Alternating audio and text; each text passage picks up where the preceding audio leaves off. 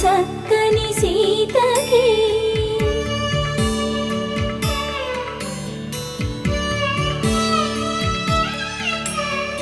ఎర్ర జాబిలి చేయి